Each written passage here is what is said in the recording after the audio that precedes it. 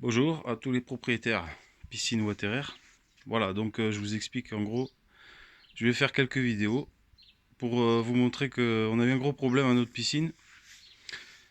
Premièrement, vous voyez, ici on voit une fuite d'eau sur le mur et je ne savais pas d'où ça venait. Donc je me suis posé une grosse question. Ici, j'ai mon tableau électrique pour la piscine water. Donc on a démonté le coffrage.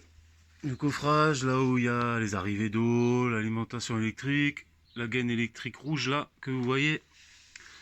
Et donc en fait, à ce niveau-là, nous avions de l'eau qui débordait d'ici. Ça veut dire qu'on avait de l'eau qui débordait là comme une fontaine.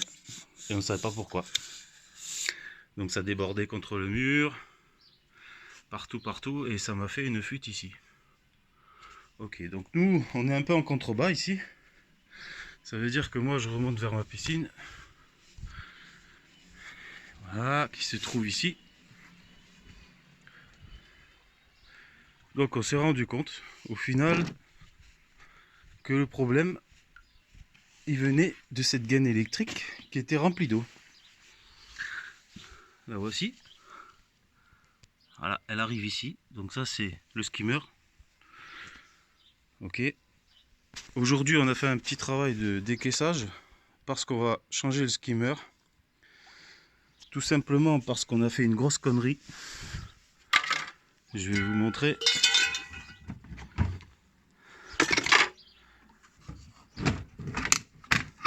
Voilà. On a fait une belle connerie cet été, enfin en remise en service après l'hiver. Donc on a le skimmer qui est là. Ici, on a la pompe qui arrive pour aspirer l'eau. Hein. Et en fait, cette année, on a changé le joint qui se trouve ici. On a changé le joint qui lie la pompe au skimmer pour faire étanchéité. Seulement, on n'a pas commandé le joint chez Water-Air. On l'a commandé dans un magasin de piscine de la ville, du coin là. Pour pas se faire chier à la commander, on voulait faire ça rapidement et on a fait une grosse erreur. Je vais vous expliquer pourquoi. Parce qu'en fait, quand on a remis la pompe avec le joint, eh ben, le joint n'était pas aussi dur que le joint Water-Air. Ça veut dire que quand on a vissé la pompe avec le joint en dessous, eh ben, le joint s'est écrasé. Il s'est écrasé. Ce qui fait que quand on a vissé là partout, eh ben, les vis, elles ont traversé le skimmer. Voilà, j'espère que vous allez le voir sur la vidéo là. Elles ont traversé le skimmer, voilà, vous voyez là. Voilà, ici là en dessous là. Voilà, ça a éclaté tout simplement le skimmer. Ici aussi. Voilà, on le voit bien là, ici. Donc là, il y a les vis. Hein. Tac. Les vis ont transpercé le plastique. Partout, hein. Donc là. Ce qui fait qu'on a eu une grosse fuite par ici. Et l'eau, tellement elle est débitée, elle est rentrée dans la gaine électrique. Elle est rentrée dans la gaine électrique et elle est ressortie en bas. Donc voilà, grosse erreur. Du coup, il faut qu'on change tout le skimmer parce que bon, bien sûr, au départ, on s'est rendu compte qu'on avait quelques fissures là. Tatati tatata. Bon, les fissures, à la limite, elles auraient pu être réparées.